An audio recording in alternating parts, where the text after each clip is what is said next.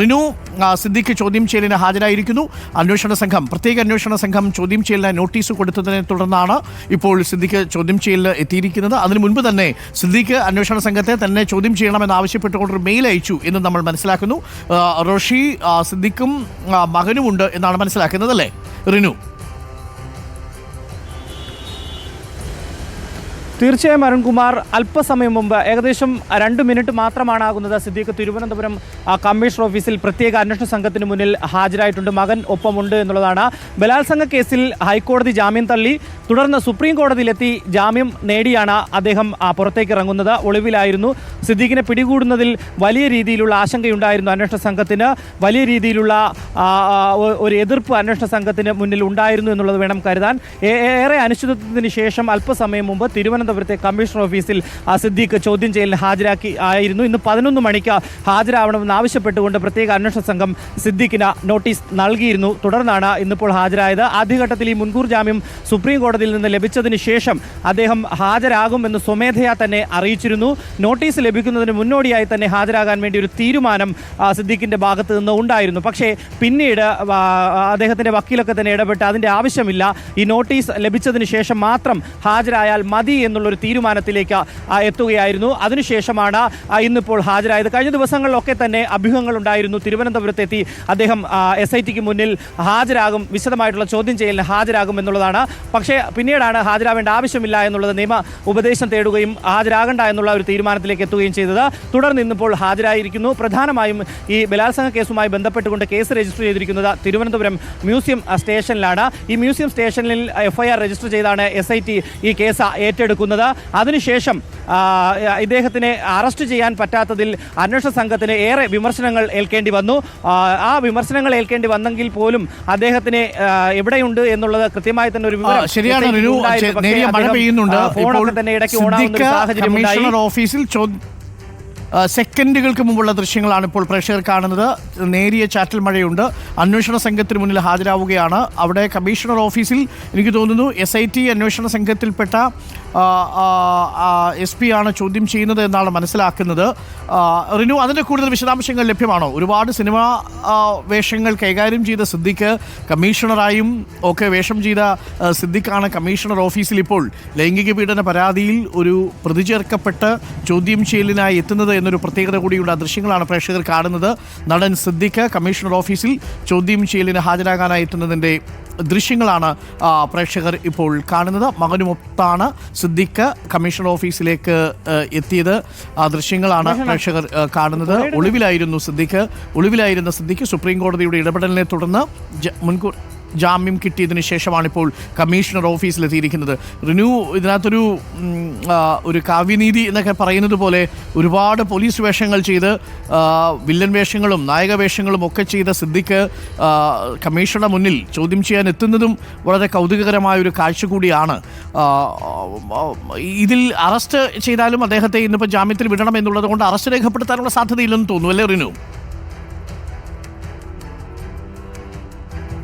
നിലവിൽ അരുൺകുമാർ, നമുക്ക് ലഭിക്കുന്ന വിവരം അനുസരിച്ചുകൊണ്ട് അദ്ദേഹം ഇപ്പോൾ ഇവിടെ ചോദ്യം ചെയ്യലിന് വേണ്ടി ഹാജരായിട്ടുണ്ട്. ഇനിയുള്ള നടപടികൾ നമുക്ക് ലഭിക്കുന്ന വിവരം അനുസരിച്ച് കൃത്യമായി തന്നെ ചോദ്യം ചെയ്യും. ഏകദേശം കഴിഞ്ഞ ദിവസം നമുക്ക് മനസ്സിലാക്കാൻ കഴിഞ്ഞതും വിവരം ലഭിച്ചതും ഒരു ദിവസത്തിൽ കൂടുതൽ ഇദ്ദേഹത്തെ ചോദ്യം ചെയ്യേണ്ടതായിട്ടുള്ള ആവശ്യമുണ്ട്. അതുകൊണ്ട് തന്നെ സുപ്രീം കോടതി ജാമ്യം നൽകിയതിനാൽ അത്തരം ഒരു കസ്റ്റഡിയിൽ വെക്കുവാൻ കഴിയുമോ എന്നതടക്കമുള്ള ഒരു ഉപദേശം തേടുന്ന ഒരു സാഹചര്യമുണ്ടായി.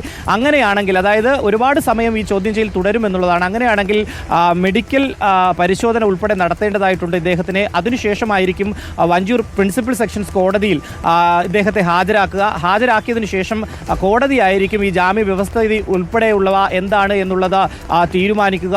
നമുക്കറിയാം 2 ആഴ്ച മാത്രമാണ് അദ്ദേഹത്തിന് മുൻകൂർ ജാമ്യം അനുവദിച്ചിട്ടുള്ളത്. ഇനി കുറച്ച് ദിവസങ്ങൾ മാത്രം, 1 ആഴ്ച മാത്രമാണ് ബാക്കിയുള്ളത്.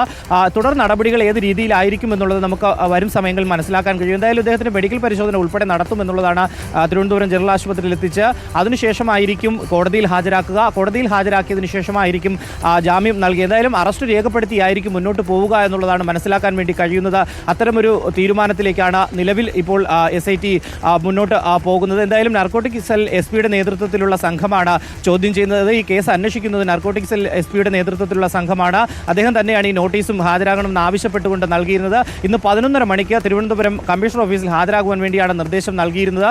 അതിന് മുന്നോടിയായി തന്നെ അല്പസമയത്തിന് മുന്നോടിയായി തന്നെ അദ്ദേഹം എത്തി എന്നുള്ളതാണ്. ഏകദേശം 9:40 അദ്ദേഹം തിരുവനന്തപുരം കമ്മീഷണർ ഓഫീസിൽ ഒരു വെള്ള ഇന്നോവ കാറിൽ അദ്ദേഹത്തിൻ്റെ മകനുമായി എത്തി എന്നുള്ളതാണ്. തുടർന്നുള്ള ചോദ്യം ചെയ്യലും ഇനി എത്ര സമയം നീണ്ടു നിൽക്കും, എന്തൊക്കെയായിരിക്കും വിവരങ്ങൾ ആരായുക എന്നുള്ളത് നമുക്ക് വരും സമയങ്ങളിൽ മനസ്സിലാക്കാൻ കഴിയും. എന്തായാലും മസ്കറ്റ് ഹോട്ടലിൽ വെച്ചാണ് ഈ യുവനടിയെ അല്ലെങ്കിൽ ഈ പരാതിക്കാരിയെ പീഡിപ്പിച്ചു അല്ലെങ്കിൽ ബലാത്സംഗം ചെയ്തു എന്നുള്ള ഒരു പരാതി ഉള്ളത്. ഹൈക്കോടതിയും ജാമ്യം തള്ളുന്ന ഒരു സാഹചര്യത്തിലും സിദ്ദീഖ് ഒളിവിൽ പോയിരുന്നു. ഈ ഒളിവിൽ പോയപ്പോഴാണ് ഏറെ ഒരു വിമർശനം SITക്ക് നേരിടേണ്ടി വന്നത്. കാര്യം SIT ഹൈക്കോടതി ഇത്തരം ഒരു ജാമ്യ ഹർജി പരിഗണിക്കുമ്പോഴും സിദ്ദീഖിനെ ട്രേസ് ഔട്ട് ചെയ്യാൻ വേണ്ടി ഒരു സാഹചര്യം ഒരുക്കിയിരുന്നില്ല അല്ലെങ്കിൽ തയ്യാറായിരുന്നില്ല എന്നുള്ള ഒരു വിമർശനം ഉയർന്നിരുന്നു. അതിനുശേഷം ഇദ്ദേഹത്തിൻ്റെ മകൻ്റെ സുഹൃത്തുക്കളെ ഉൾപ്പെടെ കസ്റ്റഡിയിലെടുത്ത് ചോദ്യം ചെയ്യുന്നത് വലിയ വിവാദമാകുന്ന ഒരു സാഹചര്യമുണ്ടായി. അതിന് തൊട്ടു പിറ്റെന്നാണ് ഇദ്ദേഹം സുപ്രീം കോടതിയെ സമീപിക്കുകയും സുപ്രീം കോടതി ജാമ്യം നൽകുന്ന ഒരു സാഹചര്യത്തിലേക്ക് പോവുകയും ചെയ്തത്. എന്തായാലും ഇപ്പോൾ സുപ്രീം കോടതി ജാമ്യം നൽകിയതിനു ശേഷം അദ്ദേഹം ഇപ്പോൾ SITക്ക് പ്രത്യേക ഇൻവെസ്റ്റിഗേഷൻ ടീമിൻ്റെ മുന്നിൽ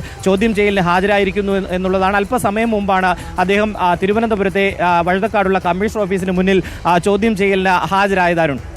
ആ ദൃശ്യങ്ങളാണ് പ്രേക്ഷകർ കാണുന്നത്. ഒളിവിലായിരുന്ന സിദ്ദീഖിനെ സുപ്രീം കോടതി മുൻകൂർ ജാമ്യം അനുവദിച്ചതിനെ തുടർന്നാണ് താൻ ചോദ്യം ചെയ്യലിന് ഹാജരാകാം എന്ന് അന്വേഷണ സംഘത്തിന് കത്ത് കൊടുത്തത്. ആ കത്തിനെ തുടർന്ന് SIT ഇന്ന് ചോദ്യം ചെയ്യാൻ വിളിപ്പിക്കുകയായിരുന്നു. രാവിലെ 11 മണിക്ക് എത്താനാണ് പറഞ്ഞതെങ്കിലും 10 മണിയോടുകൂടി തന്നെ 9:40 തന്നെ അദ്ദേഹത്തിനെ കമ്മീഷണർ ഓഫീസിലെത്തി ആദ്യ ദൃശ്യങ്ങൾ റിപ്പോർട്ടർ പ്രേക്ഷകരുമായി പങ്കുവയ്ക്കുകയായിരുന്നു. ഈ ദൃശ്യങ്ങളാണ് പ്രേക്ഷകർ കാണുന്നത്. മകനും